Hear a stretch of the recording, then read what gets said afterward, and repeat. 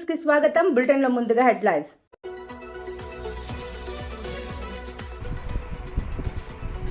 సోమిరెడ్డికి ధన్యవాదాలు తెలియజేసిన రైతులు.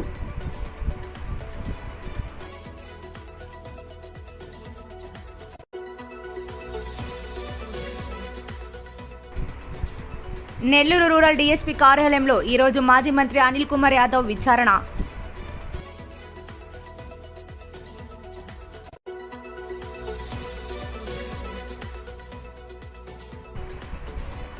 స్వచ్ఛాంధ్ర కార్పొరేషన్ ఆధ్వర్యంలో మున్సిపల్ కమిషనర్లకు వర్క్షాప్.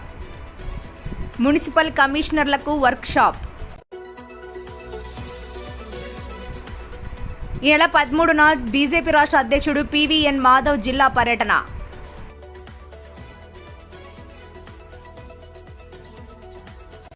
కండలేరు జలాశయంలో నీటి మట్టం తగ్గిపోవడంతో ఎడమ కాలువలో గత కొద్ది రోజులుగా నీటి ప్రవాహం ఆగిపోయింది. దీంతో ఎడమగట్టు కాలువ క్రింద సాగులో ఉన్న వరి పైర్లు, నిమ్మ తోటతో పాటు పశువులకు తాగునీటి కోసం రైతులు తీవ్ర ఇబ్బందులు పడుతున్నారు. ఈ విషయాన్ని పొదలకూరు మండలం టీడీపీ నాయకుల ద్వారా రైతులు సర్వేపల్లి ఎమ్మెల్యే సోమిరెడ్డి చంద్రమోహన్ రెడ్డి దృష్టికి తీసుకెళ్లారు. ఎడమ కాలువ లిఫ్ట్లో విద్యుత్ సరఫరాను అందించే ట్రాన్స్ఫార్మర్ పిడుగుపాటుకు గురవడంతో సాంకేతిక సమస్య తలెత్తి విద్యుత్ సరఫరా నిలిచిపోయింది. ఈ సమస్యను ఇటీవల డీఆర్సీ సమావేశంలో ఎమ్మెల్యే సోమిరెడ్డి చంద్రమోహన్ రెడ్డి ప్రత్యేకంగా ప్రస్తావించడంతో కలెక్టర్ ఆనంద్ స్పందించి నిధులు మంజూరు చేశారు. దీంతో సోమిరెడ్డి ఆదేశాల మేరకు అధికారులు యుద్ధ ప్రాతిపదికన ట్రాన్స్ఫార్మర్ ఏర్పాటు చేయడంతో పాటు మోటార్లకు సర్వీస్ చేయడంతో పాటు ఆదివారం మండల టీడీపీ నాయకులతో కలిసి అధికారులు ఎడమ కాలువ లిఫ్ట్ ద్వారా నీటిని విడుదల చేశారు. దీంతో ఎడమ కాలువకు నీరు విడుదల చేయించి పంటలు కాపాడిన ఎమ్మెల్యే సోమిరెడ్డికి ఈ ప్రాంత రైతులు ధన్యవాదాలు తెలిపారు. నీరు విడుదల చేసిన వారిలో ఇరిగేషన్ అధికారులతో పాటు టీడీపీ పొదలకూరు మండల అధ్యక్షుడు తలచీరు మస్తాన్ బాబు, పట్టణ అధ్యక్షుడు బొద్దులూరు మల్లికార్జున నాయుడు, నాయకులు కోడూరు పెంచల భాస్కర్ రెడ్డి, దేవినేని శరత్, పులిపాటి వెంకటేశ్వర్లు, ఎత్తపు వెంకటరెడ్డి, వెన్నపూస శ్రీనివాసరెడ్డి, మలిరెడ్డి ఓబుల్రెడ్డి, రమణారెడ్డి, పలువురు రైతులు పాల్గొన్నారు.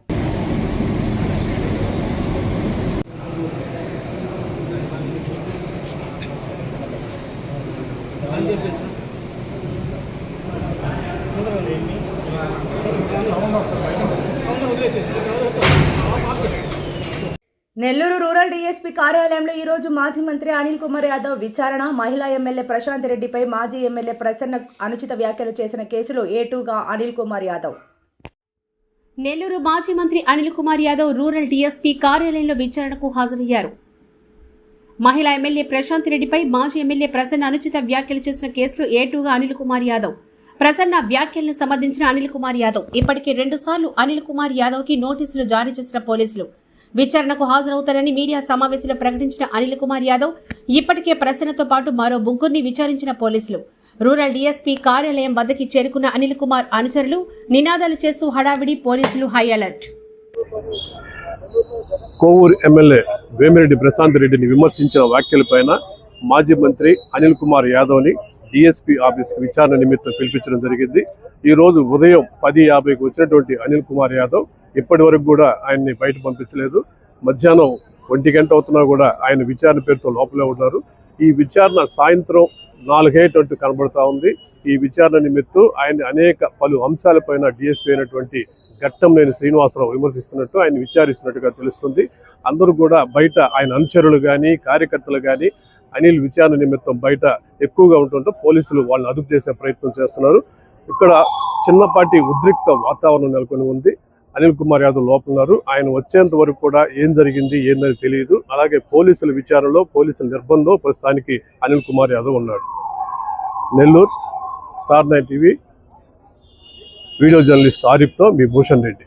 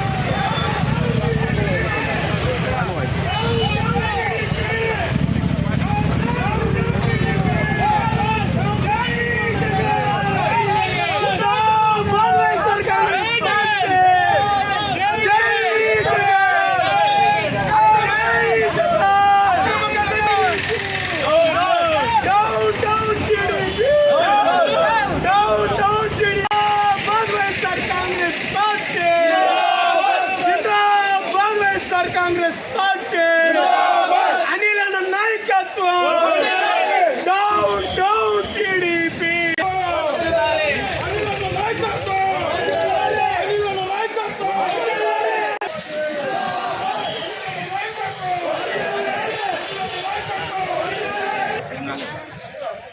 వస్తారులే మళ్ళీ ఎందుకు దిగడం అడిగారు వస్తారు కదా జనాలు పరిస్థితి అయిపోతుంది.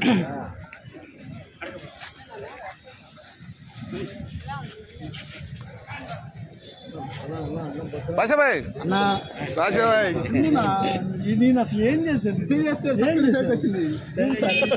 అంత వేడిందంటారా నీళ్ళు లంజల పంపలు పడేయాలి నేను ఎక్కువ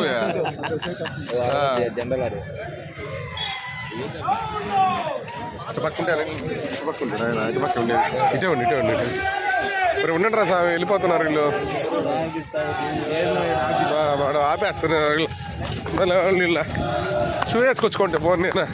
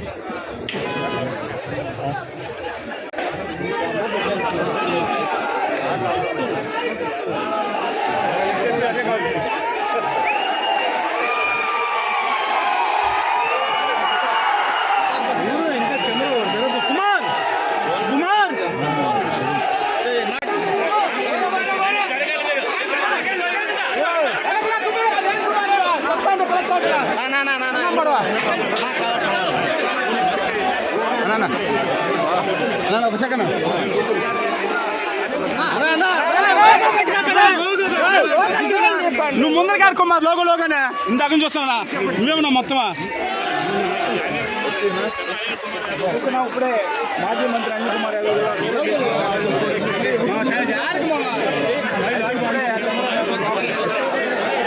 వెనకండి నా చెల్ల శ్రావణ ఒరే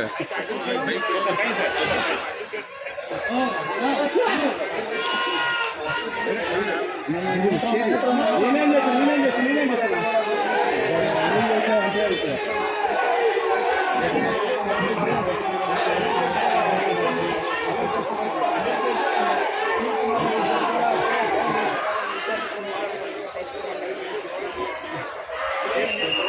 విజయవాడ స్వచ్ఛాంధ్ర కార్పొరేషన్ ఆధ్వర్యంలో మున్సిపల్ కమిషనర్లకు వర్క్షాప్. స్వచ్ఛ నగరాల సాధన కోసం ప్రజల్లో కల్పించాల్సిన అవగాహనపై సమీక్ష. హాజరైన మంత్రి నారాయణ, మున్సిపల్ శాఖ ఉన్నతాధికారులు. నారాయణ మంత్రి. విజయవాడలో స్వచ్ఛాంధ్ర కార్పొరేషన్ ఆధ్వర్యంలో మున్సిపల్ కమిషనర్లకు వర్క్షాప్. స్వచ్ఛ నగరాల సాధన కోసం ప్రజల్లో కల్పించాల్సిన అవగాహనపై సమీక్ష. హాజరైన మంత్రి నారాయణ, మున్సిపల్ శాఖ ఉన్నతాధికారులు. ఈ సందర్భంగా మంత్రి నారాయణ మాట్లాడుతూ అన్ని మున్సిపాలిటీల్లో ఘన ద్రవ వ్యర్థాల నిర్వహణకు అధిక ప్రాధాన్యం ఇవ్వాలని, స్వచ్ఛాంధ్ర ప్రదేశ్ కోసం స్వయంగా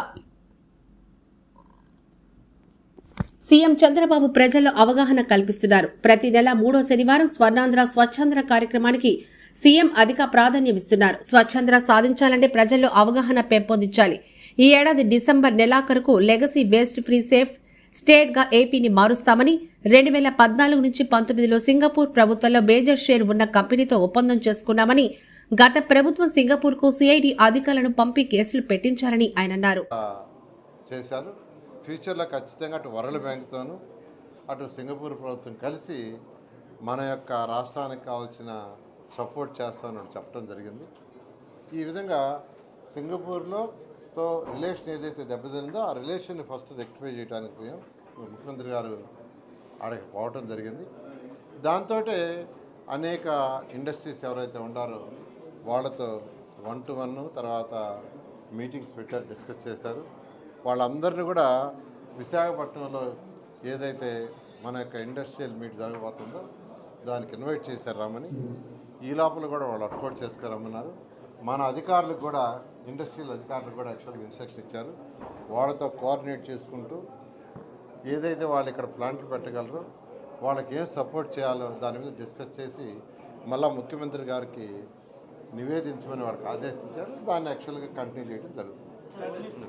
టెక్నికల్ సపోర్ట్ మాత్రమే ఇస్తాము, మిగతా దాంట్లో ఇవ్వము అనే విధంగా మంత్రి కూడా ప్రకటన చేశారని కామెంట్. అంటే ఏదైతే యాక్చువల్గా ఆ రోజు స్విచ్ ఛాలెంజ్ మెథడ్లో 1450 ఎకరాలు ఏదైతే ఉందో దాన్ని యాక్చువల్గా దానికి ముందుకు పోలేమని చెప్పారు. అది వాళ్ళు యాక్చువల్గా అది కాకుండా మిగతా ఏదైనా చేస్తామన్నారు. అందుకని యాక్చువల్గా ఆ యొక్క కంపెనీలతో వాళ్ళ యొక్క కంపెనీలతో నేను కూడా చాలా డిస్కస్ చేశాను. అమరావతి క్యాపిటల్ సిటీలో గ్రీన్ అండ్ బ్లూ దానికోసం యాక్చువల్గా డిస్కస్ చేయడం జరిగింది. వాళ్ళు కూడా యాక్చువల్గా 2 days డిస్కస్ చేశారు. దాని మీద మా సిఆర్డీఏ కమిషన్ని అఫీషియల్గా వాళ్ళకి యాక్చువల్గా లెటర్స్ రాయమన్నారు. చేస్తే వాళ్ళు దాన్ని ఫర్దర్గా కరెస్పాండెన్స్ చేసి దాన్ని ముందుకు పోవడం జరుగుతుంది.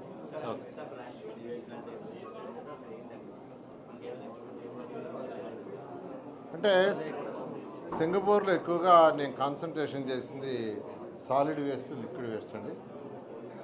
అంటే మా 2 రోజులు ఎక్స్ట్రాగా నేను ఉన్నాను. 2 రోజులు యాక్చువల్గా సాలిడ్ వేస్ట్, లిక్విడ్ వేస్ట్ మన యొక్క రాష్ట్రంలో ఎలా జరుగుతుంది, అక్కడ ఎలా జరుగుతుంది అనేది. అంటే 2014-19లో కూడా అక్కడికి పోయి నేను స్టడీ చేసి వాళ్ళ వేస్ట్ ఎనర్జీ ప్లాంట్స్ చూసే మన రాష్ట్రంలో పెట్టింది. అదేవిధంగా ఇప్పుడు ఆ రాష్ట్రంలో అయితే జనరల్ వేస్ట్ అండ్ రీయూజబుల్ అని సపరేట్ చేస్తారు సెగ్రిగేషన్. జనరల్ వేస్ట్, ఇంకోటి వచ్చి రీయూజబుల్ ప్లాస్టిక్ బాటిల్స్, అవి వాటిని కూడా స్టడీ చేసాం. యాక్చువల్గా మనం ఏదైతే వేస్ట్ ఎనర్జీ ప్లాంట్స్ 2 పెట్టామో అదేవిధంగా ఆ రాష్ట్రంలో 9000 టన్నులు ప్రతి డే వస్తుంటే అన్నీ కూడా వేస్ట్ ఎనర్జీ ప్లాంట్స్ అని చేస్తున్నారు. అందుకనే మన రాష్ట్రంలో కూడా మరొక 6 ప్లాంట్లు ఆల్రెడీ శాంక్షన్ చేసాం. ఆ విధంగా ముందుకు పోతున్నాం. ఈరోజు డెవలప్డ్ కంట్రీస్ ఏ విధంగా అయితే ఈ సాలిడ్ వేస్ట్, లిక్విడ్ వేస్ట్ చేస్తుందో ఆ యొక్క డైరెక్షన్లో 2014-19లో ప్లాన్ చేసాం. అయితే గత ప్రభుత్వం అట్లా ఆపేసింది.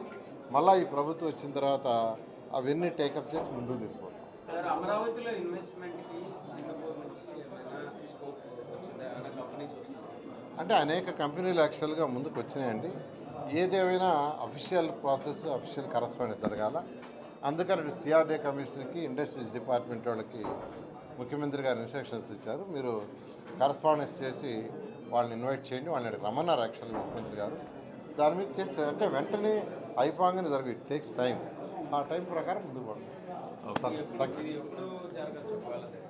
ఇవన్నీ అంటే పోయి డిస్కస్ చేశారు, వాళ్ళని యాక్చువల్గా ఇన్వైట్ చేశాము. అఫీషియల్స్ కరస్పాండెన్స్ జరగాలి. It takes a little time. Thank you. అండి,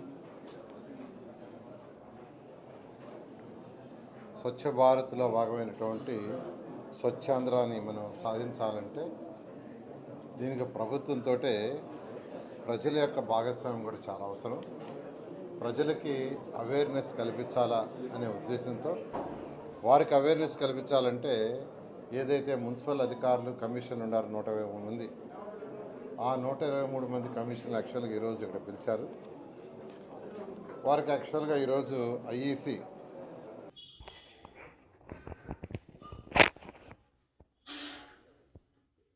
ఈ నెల 13న బీజేపీ రాష్ట్ర అధ్యక్షుడు పివిఎన్ మాధవ్ జిల్లా పర్యటన విజయవంతం చేయండి. బీజేపీ జిల్లా ఉపాధ్యక్షులు బత్తల కృష్ణయ్య.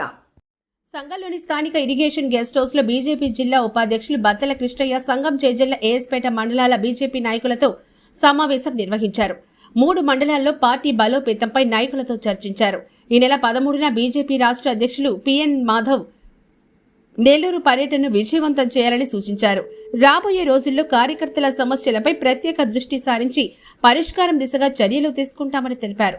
ఈ కార్యక్రమంలో బీజేపీ మండల కన్వీనర్ మనోహర్ రెడ్డి, చెంచుల్ రెడ్డి, అంజయ్య, నర్సారెడ్డి తదితరులు పాల్గొన్నారు. నియోజకవర్గానికి సంబంధించి మనం జిల్లా అంతా కాకుండా మన నియోజకవర్గానికి సంబంధించి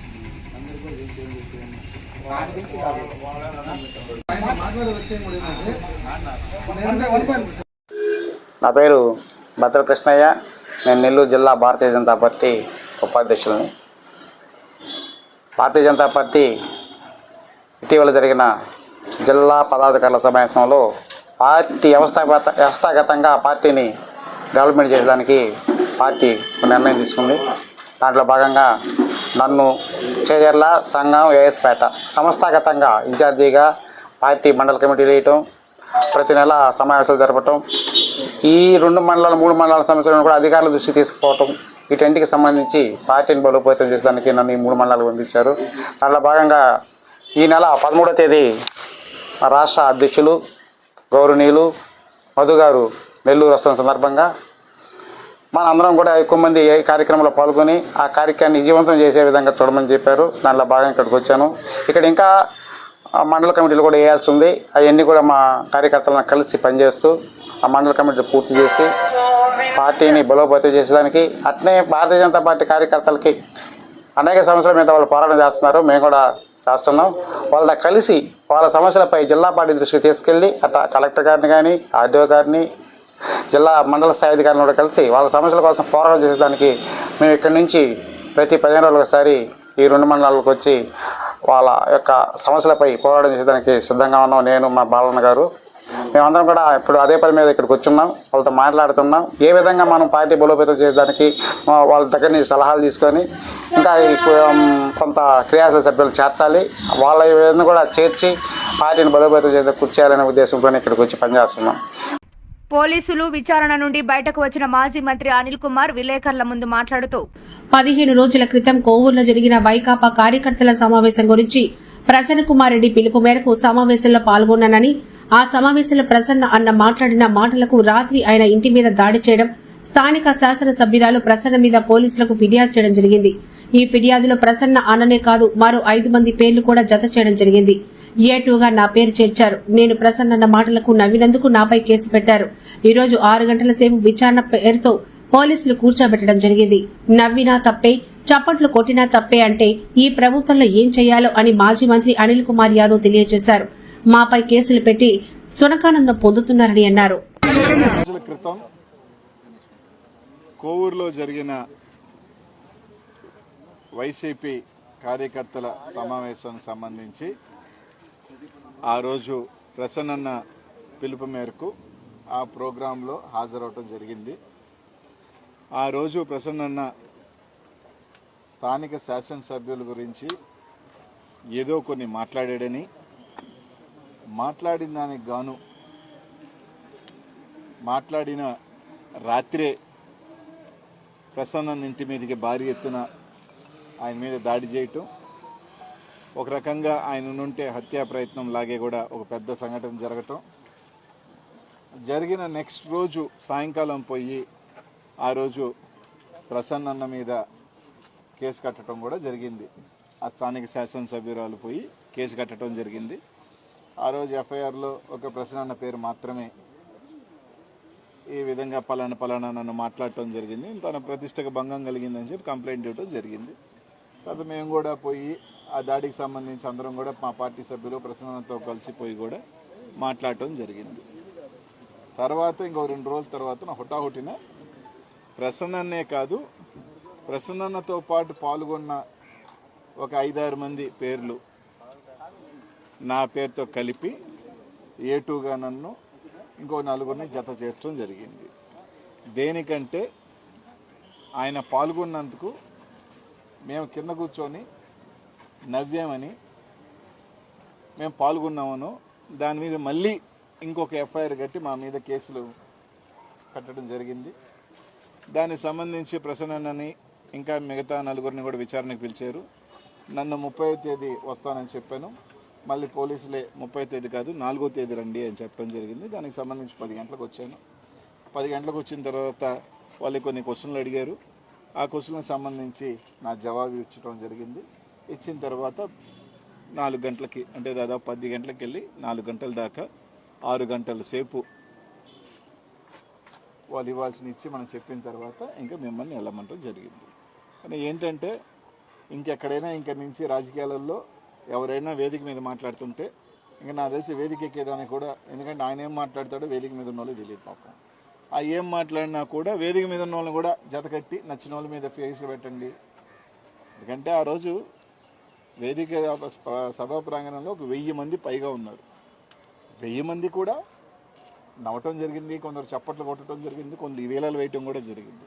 ఒక 1000 మంది ఒక్కసారి ఒక భావోద్వేగంతో హర్షధ్వానాలతో నవ్వినప్పుడు తప్పకుండా అందరూ కూర్చున్నప్పుడు నవ్వుతారు.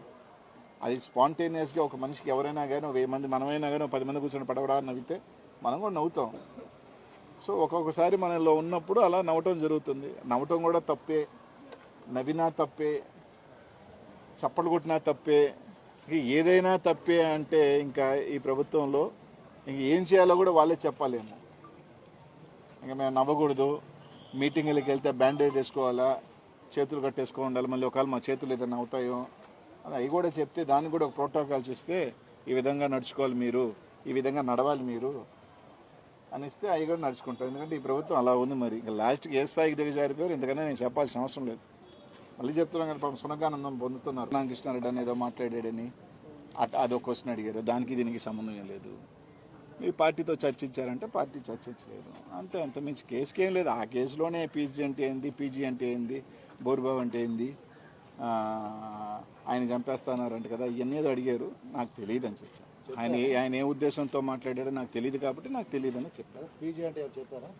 పిహెచ్డి అంటే ఏంది అని అడిగారు. పిహెచ్డి అంటే మామూలుగా గ్రాడ్యుయేషన్ తర్వాత చేసే ఒక ఎడ్యుకేషనల్ కోర్సు. కానీ ఆయన ఏ ఉద్దేశంతో అన్నాడో నాకు తెలియదు కాబట్టి అది నాకు తెలీదు, ఆయన అడగాల్సిందే తప్ప అని చెప్పారు. ఎందుకంటే ఎవరి మనసులో ఏమన్నా ఉందో వాళ్ళు చెప్పాలి, కానీ నీ మనసులో ఏముందో పక్కన నాకేం తెలుస్తుంది? నువ్వు ఏ ఉద్దేశంతో మాట్లాడేమన్నది ఆయన అడగాల, నాకేం తెలుస్తుంది అదే చెప్పాను. నాకు తెలియదు అని చెప్పాను, తెలిసింది తెలిసింది.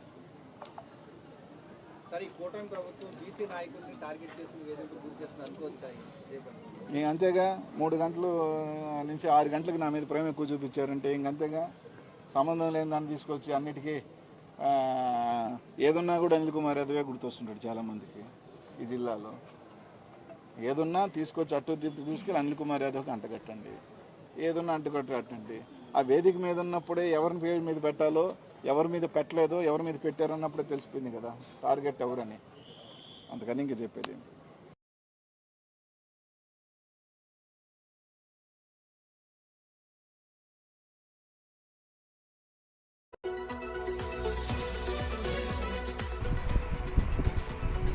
సోమిరెడ్డికి ధన్యవాదాలు తెలియజేసిన రైతులు.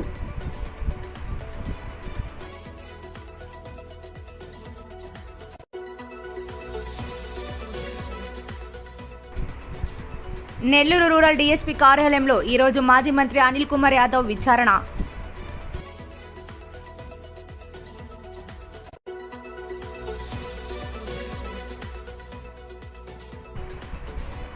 స్వచ్ఛాంధ్ర కార్పొరేషన్ ఆధ్వర్యంలో మున్సిపల్ కమిషనర్లు వర్క్షాప్. మున్సిపల్ కమిషనర్లకు వర్క్షాప్. ఈ నెల 13న బీజేపీ రాష్ట్ర అధ్యక్షుడు పివిఎన్ మాధవ్ జిల్లా పర్యటన.